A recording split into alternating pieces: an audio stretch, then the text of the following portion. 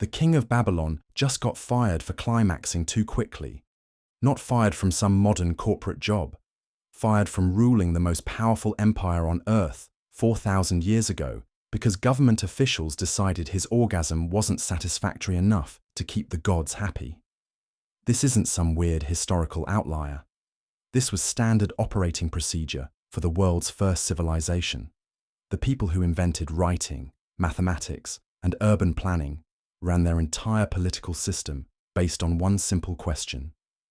Can you perform sexually well enough to maintain divine approval? Every year, rulers across Mesopotamia had to prove their sexual competence in front of crowds of witnesses. Temples employed professional sex workers as government officials. Citizens received medical prescriptions for specific sexual positions and techniques. Gender-fluid priests underwent ritual castration as career advancement. And here's the part that should blow your mind. It worked. These societies lasted thousands of years and created the foundation of human civilization while making sexual performance the cornerstone of political legitimacy. How exactly did an entire region decide that the secret to running a successful empire was making sure everyone was getting laid according to divine specifications? The answer involves royal sex tutors, prescription intimacy, necrophilic magic, and battle masturbation. And it's going to shatter everything you think you know about sex, power, and religion. Welcome to Ancient Mesopotamia, where your orgasms weren't just personal pleasure. They were matters of national security. Mesopotamian kings could literally lose their throne for bad sexual performance. The ceremony was called hieros gamos, the sacred marriage, and it wasn't optional. Every year, the ruler had to have sex with a high priestess representing the goddess Inanna, while palace officials literally took notes on his performance. We're talking about government bureaucrats with clay tablets rating their emperor's sexual technique. If the king couldn't perform, it meant the gods had withdrawn their support.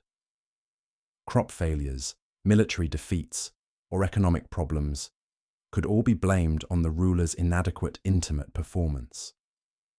Archaeological records show kings who were actually overthrown because religious authorities declared their sexual performance insufficient for divine approval. Palace complexes included special chambers with observation galleries where nobles could witness the sacred intimacy and verify it actually happened. Imagine being so important that your orgasms need official government witnesses and detailed bureaucratic documentation. Clay tablets preserve step-by-step performance instructions given to kings before these ceremonies. We're talking about 4,000-year-old royal sex manuals with specific techniques for satisfying the divine feminine essence and achieving climax that pleases both mortal and immortal participants. Some kings were so terrified of failing that they employed practice partners, essentially royal intimate performance coaches, to rehearse their performance before the actual ceremony, your tax dollars funding the king's intimate training. The pressure was so intense that palace records describe kings who developed what we'd now call performance anxiety disorders. Some rulers became impotent from the stress of knowing their sexual competence determined their political survival. Modern politicians worry about approval ratings. Mesopotamian kings worried about literally performing their way out of office. But if you think royal sex tests were weird, wait until you hear about their medical system. Ancient Mesopotamian doctors didn't just prescribe herbs and potions. They prescribed specific sexual positions, techniques, and partners for medical treatment. We're not talking about vague advice like get more exercise. These were detailed medical protocols involving precise sexual activities performed in temple settings, with priests monitoring for therapeutic effectiveness. One Babylonian medical text describes treating female infertility through ritual penetration, with sacred implements representing the god Dumuzi. The procedure required specific oils, chants, and timing based on lunar cycles. Doctors literally prescribed divine intimacy as legitimate medical treatment. There were sexual prescriptions for depression, anxiety, chronic pain, and digestive problems. Different positions were recommended for different ailments. Specific oils and herbs had to be applied during the sexual activities to enhance the therapeutic effects. But here's the truly bizarre part. These treatments were often performed in temple medical facilities with religious officials supervising the entire process. Imagine going to your doctor and being told you need to have supervised sex in a church while priests take notes on your technique. Archaeological evidence includes temple rooms equipped with medical and sexual implements. We're talking about ancient hospitals that were also brothels, staffed by priest doctors who specialized in therapeutic intimacy. Some treatments required multiple sessions over weeks or months. Patients would return regularly for supervised sexual therapy, with detailed records kept of their progress. Modern medical files seem boring compared to ancient Mesopotamian treatment charts. The most disturbing part? It apparently worked well enough that this system continued for over 2,000 years. Either the Mesopotamians discovered something about sexual medicine that we've forgotten, or the placebo effect was remarkably powerful. But medical sex was just part of a much weirder religious system. The cult of Inanna featured priests who underwent ritualistic gender transformations that would make modern surgery look conservative. These priests, called gala, weren't just cross-dressing for ceremonies. They underwent complete gender role reversals as permanent religious transformation. Men lived as women, took feminine names, sang in falsetto voices, and performed sexual rituals exclusively in female roles. But here's where it gets truly bizarre. Some gala priests underwent physical modifications. Archaeological evidence suggests ritual castration, hormone treatments using plant-based compounds, and surgical procedures designed to feminize their appearance. The transformation wasn't symbolic. It was literal. These priests believed they were actually becoming women through divine intervention, channeling Inanna's power to transcend biological limitations. Temple records describe initiation ceremonies where male priests were turned into women through elaborate rituals involving sexual acts with other gala priests, sacred substances, and what appear to be surgical procedures. The entire process could take years and was considered one of the highest religious honors. The most mind-blowing part: this wasn't rare or hidden. Major temples employed dozens of gala priests, and they held significant political influence. Some became advisors to kings, ran temple treasuries, and managed international trade relationships. Inanna's mythology explicitly celebrates her power to turn men into women and women into men. Her cult took this literally, creating what might be history's first systematic gender reassignment program. Except they did it through religious magic instead of modern medicine.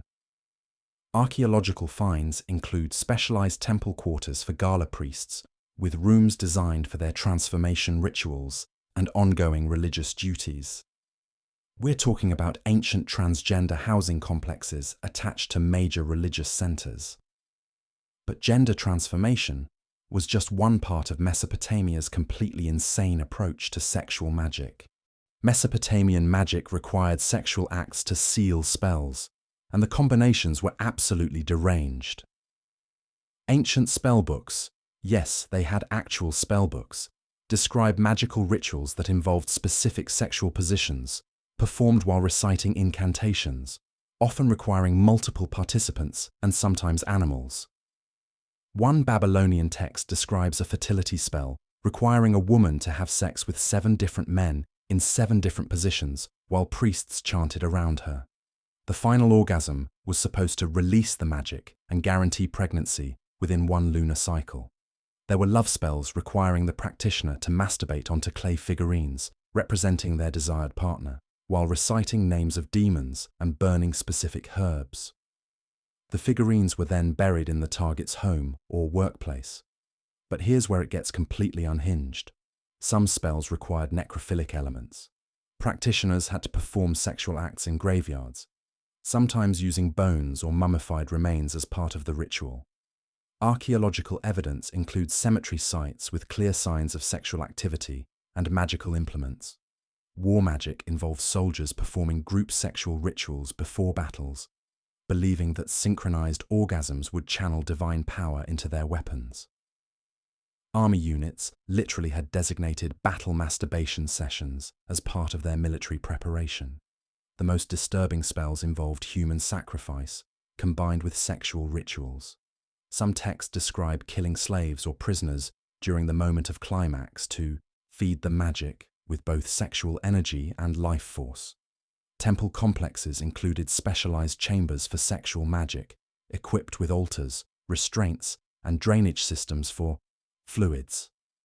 These weren't hidden back rooms, they were major architectural features of religious buildings.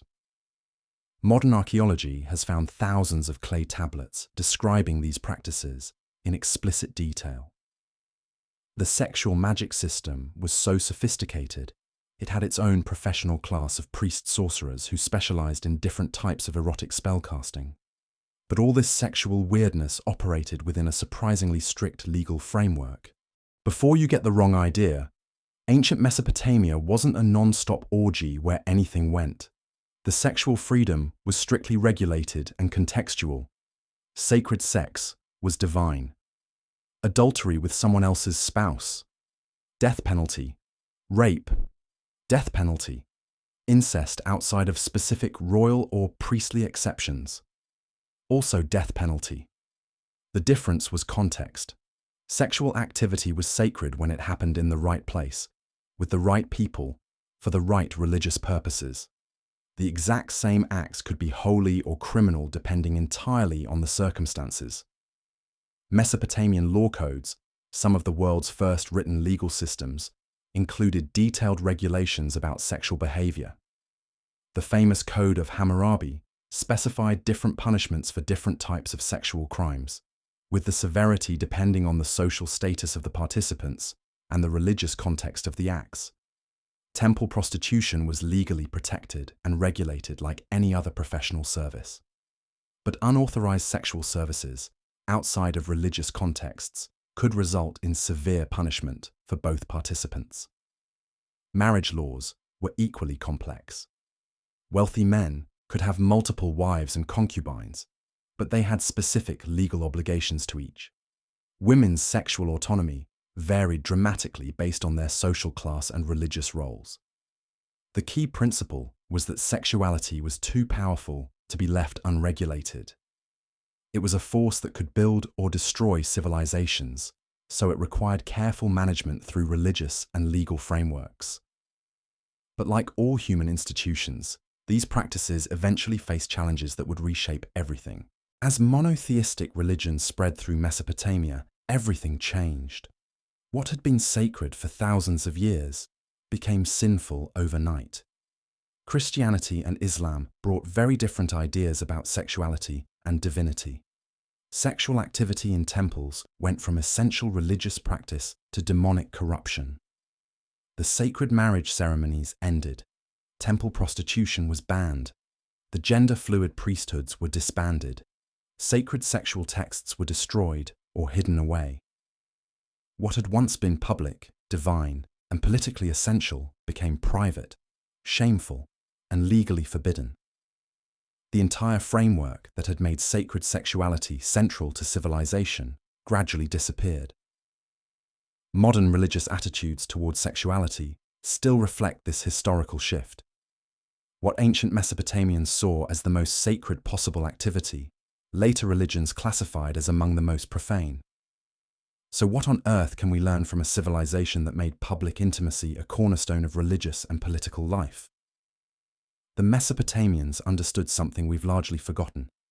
Human sexuality is too powerful to ignore and too important to leave unmanaged.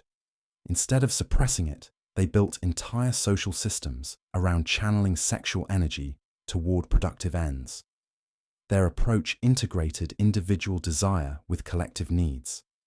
The result was a civilization that lasted thousands of years and created some of humanity's first cities, laws, and written literature. The Mesopotamians prove it's possible to acknowledge the connections between sex and power without descending into chaos. They figured out something we're still afraid to admit. Human desire isn't going away, so we might as well make it work for civilization instead of against it. Next time someone tells you that sexual freedom destroys societies, remind them about the people who invented writing, mathematics, and urban planning while making temple orgies a matter of state policy. If you enjoyed this journey through history's most sexually integrated society,